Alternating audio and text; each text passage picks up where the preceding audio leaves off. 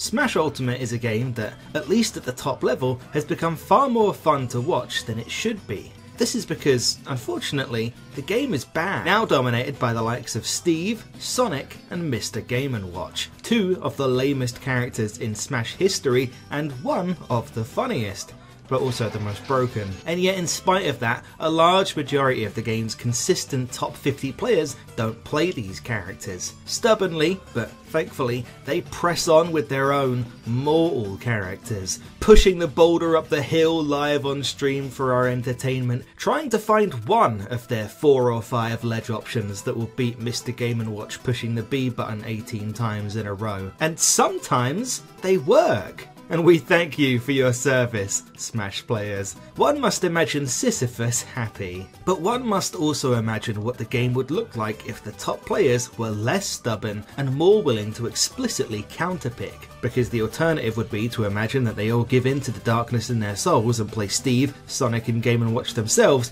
which would surely result in the collapse of Smash Ultimate as a spectator sport and its eventual usurping by fellow 2018 classic, them's fighting herds. I guess the question becomes, how would you counterpick the top 3 characters in the game? It's a widely accepted belief that Steve has no losing matchups and only a few that are even, and Sonic's top players seem to think he could beat God if the timer was set at 8 minutes. Well, thankfully, we have a pretty convenient answer in the form of a kid called Spargo.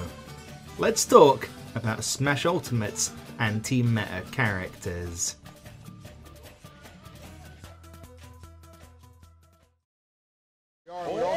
Oh my god! Wow. He fell out of it. That 2-minute mark as well, man. So got to keep that in mind too. This lead incredibly sizable for Spargo, knocking on the doorstep of capturing his first Watch the Throne Championship, and there it is, the pop-off deserved, and the champion on stage. FaZe Spargo is your Watch the Throne 2023 champion! Spargo is a young man from Mexico who loves K-pop and sword characters and just kind of showed up one day and started beating all the best players in the world. Yes, seriously, another one. They must have some kind of lab over there or something. Spargo is consistently North America's best answer to the triumvirate of evil that often descends upon Smash Ultimate's major tournaments. He has a hugely positive overall record on Arcola, the #1 ranked player for about 2 years now and the best Steve in the world. He has less encounters with Mia, the best Game & Watch in the world, but has generally beaten him in the few encounters they've had and is utterly dominant against the second best Game & Watch in the world,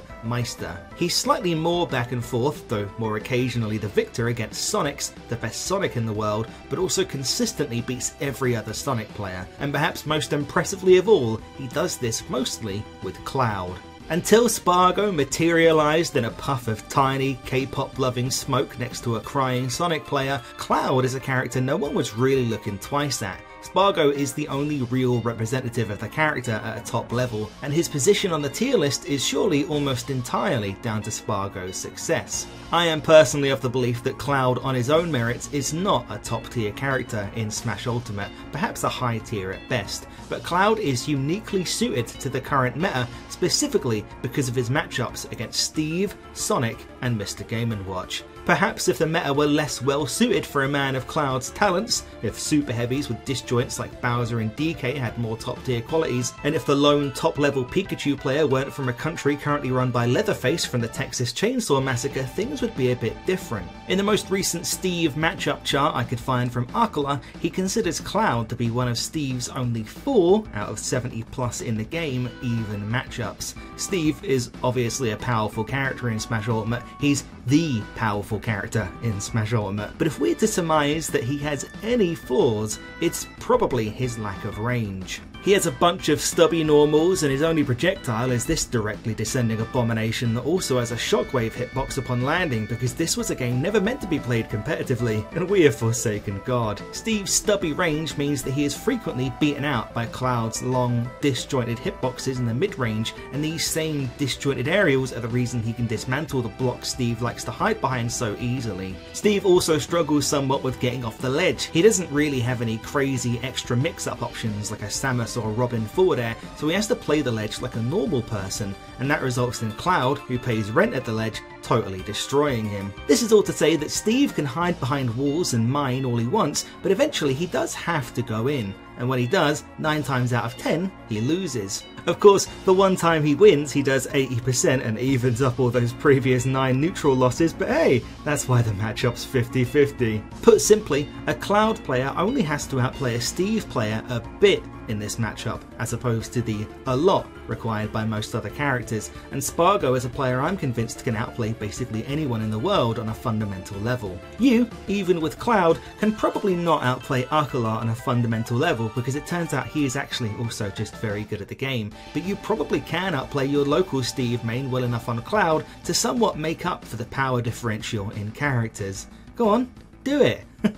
Save us! Sonic as a character is defined by his spin dash as he is by the viewer tabbing out when he appears on stream. I'm not going to go into the specifics of this move because I'll burst a blood vessel, but it's his main approach tool that is unreactable at many ranges, has invincibility frames on startup, and endless mix-up potential. Thankfully, it is no match for Big Sword. Sonic, going back to his also top tier days in Smash 4, has always archetypally struggled with swords. Long hitboxes that come out fast and can beat out a spin dash without trading with it. Another important element of the matchup is juggling, because something Sonic frequently does after passing through an opponent's shield with spin dash and presumably calling them a slur along the way is using his spring to retreat to beautiful aerial safety. Or at least, it would be safety if Cloud didn't have an up air the size of a fucking fridge. Sonic players feeling forced to put themselves in disadvantage after an unsuccessful spin dash is not often a problem against characters with smaller hitboxes that can't chase them down or trap the subsequent air dodges, but there's really no getting around a hitbox like this, nor Cloud's aforementioned summer home at the ledge,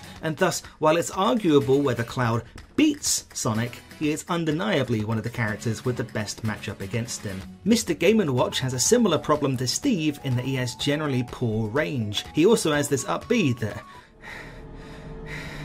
Sorry. It's frame 3.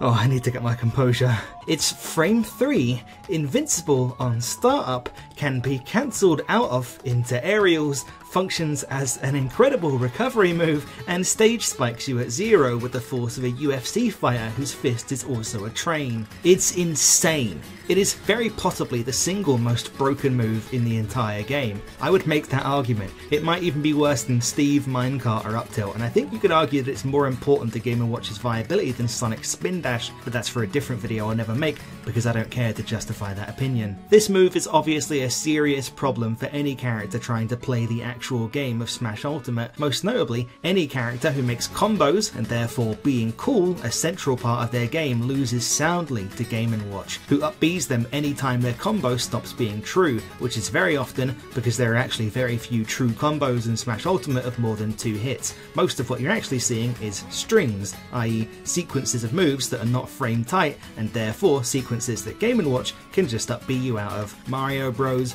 Fox, Greninja, Captain Falcon, all of these characters' saucy game plans are shut down almost entirely by Game & Watch having this completely obscene get out of jail free card to deny their combos at every turn. For Cloud, this is not such a problem because I believe the single most important factor to beating Game & Watch is being good off of single hits. Not needing to string moves together, but instead hit one powerful move and then wait, bait, and punish the reaction. Game & Watch has historically lost to sword characters because of how powerful their single attacks are alone without the need for immediate follow-up, and in Ultimate it's no different. So Cloud totally outclasses Game & Watch in the mid-range, outranges him up close and at the ledge, much like he does Steve, and when he retreats to the air, much like Sonic, Cloud can keep him up there and juggle him for tons of damage with the great and holy up air. The lesson here is pretty simple. If you're sick of Game & Watch, swing a sword at him.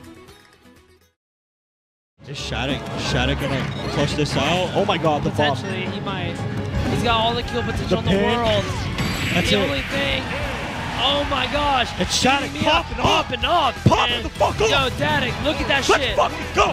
That's your boy, Dadik. Second to last Japanese representative and winners. Yo, you spent. Down to Luke. For Corrin, I'm going to go kind of fast because honestly a lot of the stuff that's been said about Cloud also applies here. Corrin is a sword character that no one really looked at twice until a young man named Shaddock from Texas, who loves sword characters and listens to K-pop. Wait, Texas? That's right on the border. There is definitely something going on there. Showed up and started beating everyone. There was also Neo, who was taking names in Japan even before Shaddock became top 10. He was really the beginning of this Corrin renaissance in my opinion. I just thought it was worth a mention. It was a bit of a late start for Corrin, who's only really been discovered recently and become a bit of a late meta character in Smash Ultimate. But what's clear is that she has specifically doable matchups against the top 3. And yeah, much like Cloud, a lot of this is down to her back air and up air in particular. Corrin's back air and side B allow her to destroy Steve's blocks from range without putting herself in any real danger. And those same moves, as well as space down tilt, allow her to safely pressure Mr. Game & Watch's shield without fear of an up B.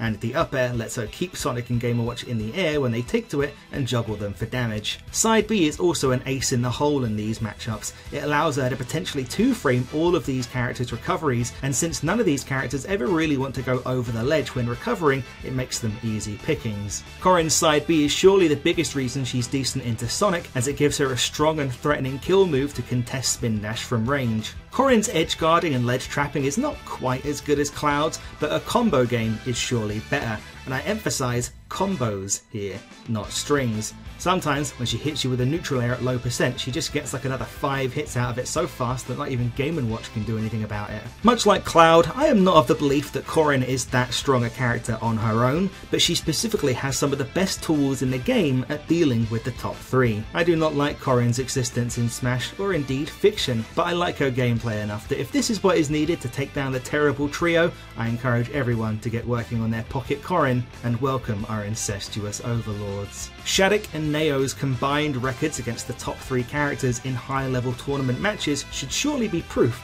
that this character is a meta buster.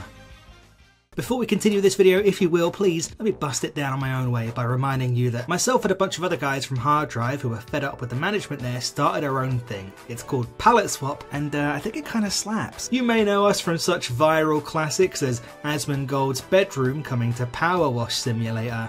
I'll let you take a wild guess at who wrote that one. It was me. If you're in the admittedly somewhat niche market of video game satire and journalism without a guy in charge who totally sucks, consider following us at Palette Swap Mag on X, the Everything app, as well as all the other relevant socials. We're on Instagram, Facebook, etc. But especially, you're going to want to go over and subscribe to our YouTube channel, Palette Swap Mag, because that's where all my shit is nowadays. Yes, I'm running the Palette Swap Mag YouTube channel, so if you all enjoyed this, you're probably going to like a lot of the stuff I've got going on over there too. I want to give particular mention to my 4-hour plus magnum opus video on the top 100 games of all time, the biggest, most insane video project I've ever done, and surely, hopefully, ever will do.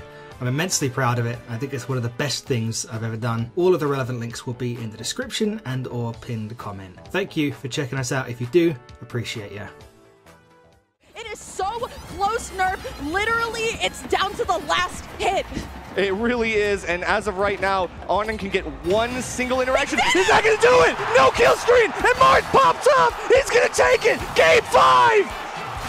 Oh my goodness.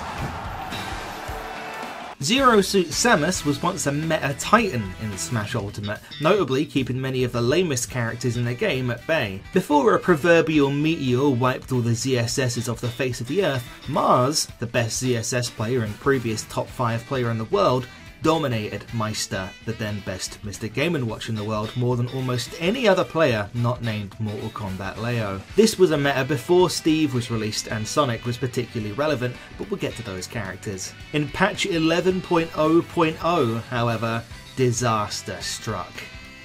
Pyra and Mithra came out. ZSS was nerfed! The end lag on her neutral air, a move key to her neutral and vital to exerting pressure, was increased, as was the start up of her boost kick up B. These nerfs looked pretty insignificant at first, but they actually proved to be pretty damaging. particularly the neutral air nerf. But what I think is quite interesting is that while these nerfs have affected her viability overall, I don't particularly think they've affected her in some very specific matchups. Notably, the ones we're talking about today. You see, there's a unifying theme amongst this satanic Triforce: a lack of range. It's exploiting that lack of range that's made Cloud and Corrin so good against them, and it's seemingly the same for ZSS here. ZSS's Zaire in particular is a hugely disruptive tool against all three of these characters' defining attributes. It can thoroughly wall out Game & Watch and contest spin dash, but perhaps most crucially, it can interrupt Steve's mining from range. It may not do a lot of damage or lead to a kill, but that's not the point.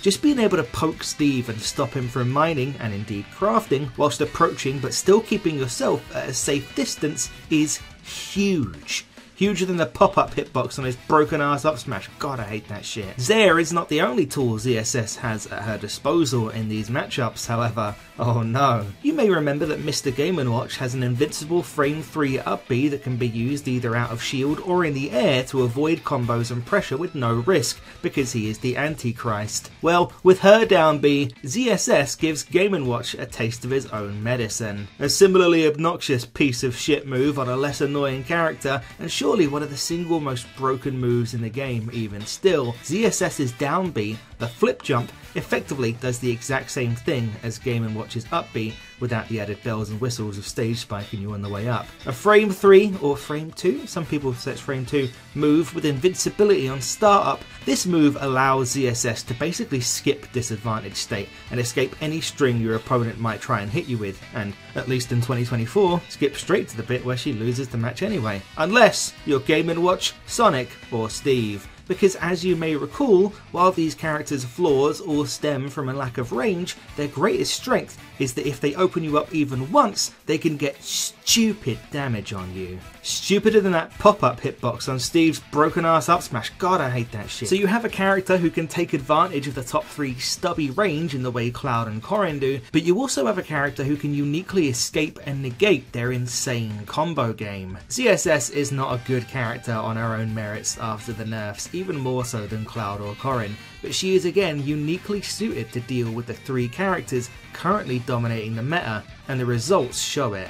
At this year's Supernova, Mars, long since prioritising streaming over competing and having long gone from the game's top 10, defeated Mia, the Game & Watch player recently crowned the #2 player in the world. Mia would go on to state that Mars was one of the players he was most scared of playing, presumably due to his dominating record over Meister pre-pandemic, and likely due to his knowledge that ZSS's nerfs have not made her any worse into Game & Watch. Also, at that year's Supernova, Mars defeated Onin, the world's second best Steve player and a previous winner of the Super Major in a nail-biting Game 5 set. And that wasn't even the first time he'd done that. He beat Onin in the exact same matchup the previous year at Supernova, then Super Smash Con 2. But at Supernova 2024, he took it a step further and went Game 5 with Akula, the #1 in the world, nearly reverse 3-0ing him. It seems to be a Mars tradition now that he shows up at Supernova once a year, knocks a bunch of the characters you hate watching into losers bracket, and then disappears for the rest of the year, like some kind of Smash version of the Punisher whose wife and kids were killed by 16-year-old Nintendo gamers instead.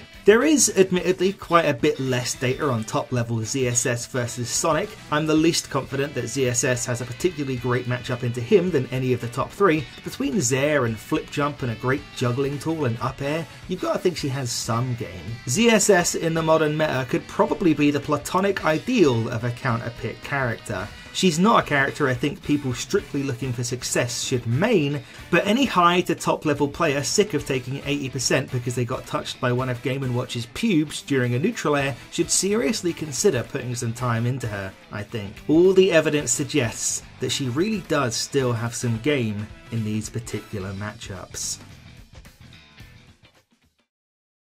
There's one more character I want to talk about as a potential anti-meta character in Smash Ultimate. It's not a character that you're likely expecting, it's not even a character that's very good, like, at all. Nor is it a character with any wealth of data supporting my theory, but this is exactly that. theory, and I thought maybe it might be fun if you would perhaps indulge me on a belief I have held quietly for some time now. Hear me out now, but there's a character that if people, particularly high-level players, took just a bit of a closer look at, they might just find they could do some damage against Ultimate's modern top tiers.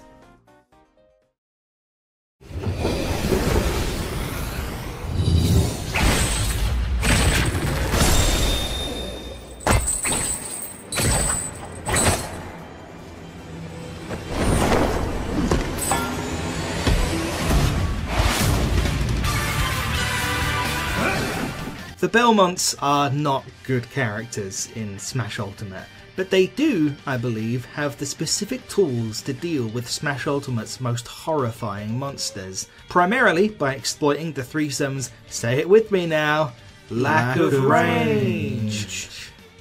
Lack of range.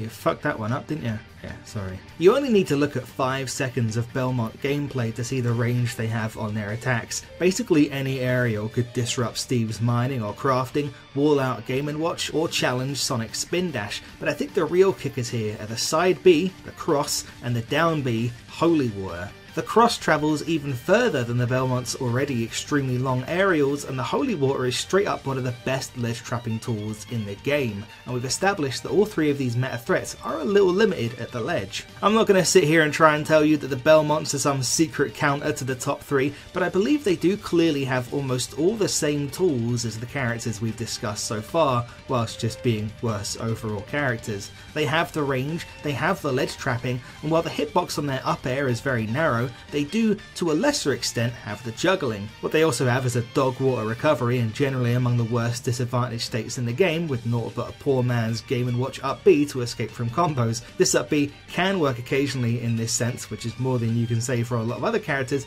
but it's still no match for a character like Game & Watch's frame trapping abilities. Still though, it's rare for a character to be able to destroy Steve's blocks with so little risk as the Belmonts, and it's rare for a character to be able to oppress Game & Watch at the ledge in the same way he does to others. If you look at the PG stats profile of T3 Dom, widely regarded as Smash Ultimate's overall best Belmont player, you can see positive records on Steve and Game & Watch overall. Admittedly, PG stats is not up to date and this is a flawed metric, but this is a sample size here, and it says something. It also shows an overall negative record against Sonic, and yeah, while I am confident that the Belmonts have some juice against Steve and Game & Watch, in much the same spirit as what I said about ZSS, I am a fair bit less confident about the Sonic matchup. Sure, you have range, but considering that Sonic can whiff punish you for breathing, you're going to need a bit less end lag than that. Which is crazy because the Belmont's moves aren't even that laggy. Against Steve and Game & Watch specifically, I just think there might be something there to a Belmont counterpick. It doesn't take much time watching either of these matchups to see how the Belmonts really could function as a low-key counterpick, in much the same way that they somewhat understatedly dealt with Olimar before his nerfs. They have a pedigree in snuffing out stubby top tiers, and if someone were willing to put in the time, I think they could cause quite a shift in the meta by busting out the Belmonts. All you have to do is never lose neutral once. So go on, top players, get in the lab, get chucking that holy water, and get exercising those demons. I greatly anticipate the shout out in your inevitable Genesis victory speech. And that's about all from me today. I hope you enjoyed the video if you made it this far. Just one last little reminder about palette swap. I'm really serious about this. After a very bitter ending to my time at Hard Drive, it's been great to have this and work alongside a bunch of funny people who I respect a lot and build something cool from the ground up. I don't really make YouTube videos here that often. I'm over there a lot more nowadays, so if you want more from me, all the links are below, etc, etc. Stay safe out there, and I'll see you soon.